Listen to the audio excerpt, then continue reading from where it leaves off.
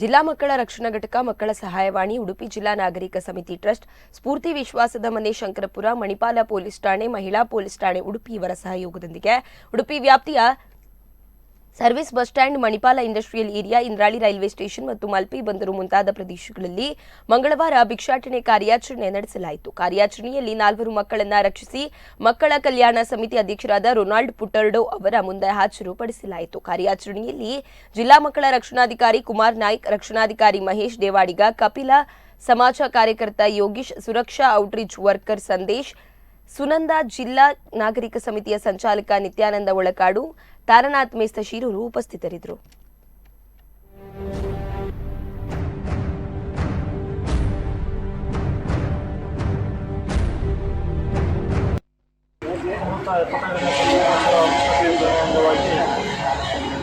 ನಮ್ಮ ಏನು ಕೇಂದ್ರ ಕಚೇರಿಯ